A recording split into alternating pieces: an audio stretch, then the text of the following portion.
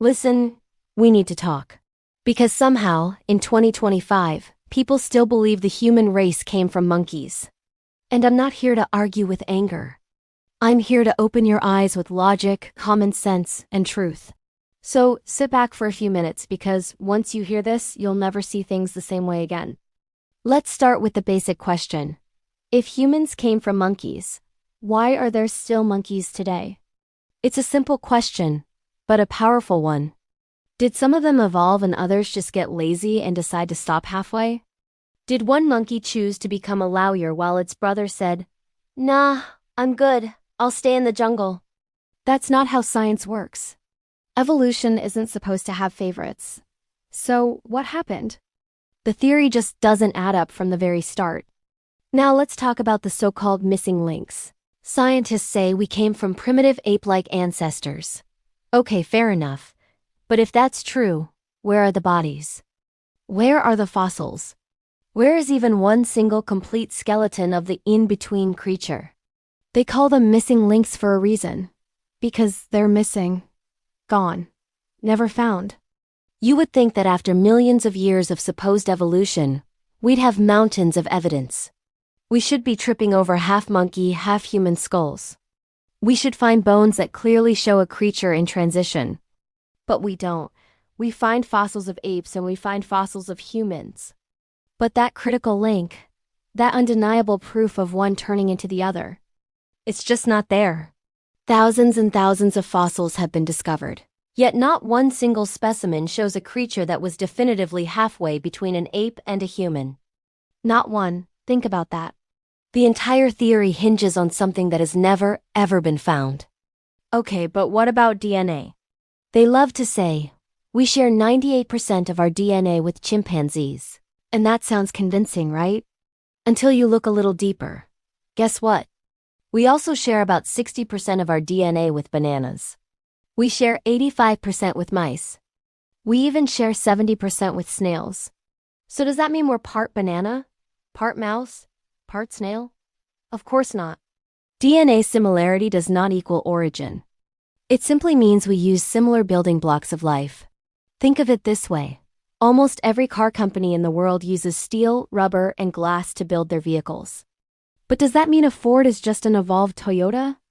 No, it just means they were designed using the same basic materials for a similar environment. It points to a common designer, a creator who used the same brilliant code, the same building blocks, to create different forms of life with different purposes. Same materials, totally different design. And that brings us to the spiritual factor, something science often ignores. No monkey, no animal on Earth has a moral conscience. No ape ponders right and wrong. No animal has the ability to pray or has a sense of eternity. They don't have a desire to worship a higher power. They don't create complex systems of music, write laws, invent religions, create breathtaking art, or write poetry that can make you cry. So, where did all of that come from? Where did we get a soul? Where did we get free will? Where did we get what the Bible calls the breath of life? Genesis chapter 2, verse 7 says, "Then the Lord God formed man from the dust of the ground, and breathed into his nostrils the breath of life, and man became a living being." It doesn't say evolved from an animal. It doesn't say grew out of a monkey over millions of years. It says God created humans separately and uniquely from the animal kingdom. Period. This spiritual dimension is what truly separates us. Let's also look at what we can observe right now. If monkeys are our ancestors, then why can't they do what humans do? Why can't they build houses, create complex languages, invent technology, write books, run governments, or plan entire cities? They've had thousands, supposedly millions of years. And yet they still swing from trees. There's been no significant growth, no evolution towards what we are. Nothing. Meanwhile, humans advance every single year. Our technology, our knowledge, our societies are constantly changing and growing. If we came from them, shouldn't they be evolving too? Where is the next human upgrade coming from the ape family? Where's the new species that's starting to walk upright and speak? There is none. The gap between us and them isn't closing. It's as wide as it's ever been. This is why it's important to understand that evolution, in this context, is a belief system. People think it's pure science, but it's not. It requires a tremendous amount of faith. Faith to believe in a process with no direct evidence. Faith to trust in theories built on missing fossils. It's based on assumptions and charts drawn by artists, not on concrete, observable proof. Have you ever noticed something? Every textbook shows those drawings of a stooped-over caveman, slowly standing up straighter and turning into a modern human. But those are just drawings. They are an artist's imagination. It's guesswork. It's speculation. They want you to believe that you're just an accident. A random mistake in the cosmos. Just another animal with no real purpose. Because if they can remove God from the equation, they get to control the story of who you are and where you came from. But here is the truth. You are not an animal. You are not an accident. You were created. You are intentional. You were designed, loved, and made in the very image of God. And that means you have authority. You have purpose.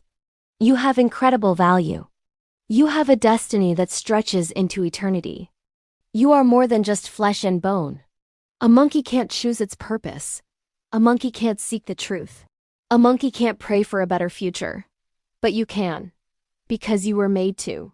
So please stop believing the lie that you came from a monkey. You didn't. You came from God. You were formed with intention. You were shaped with a unique purpose. You are a living soul, not just an intelligent animal. You carry the breath of the Creator Himself inside you. And that's the real reason they fight so hard to hide it. Because when you truly know who made you, you'll finally know who you are. You'll know what you're worth. And when you know that, nothing, not evolution, not science without God, not the school system can ever take that powerful truth away from you. Thanks for listening. Don't forget to like and subscribe for more truth.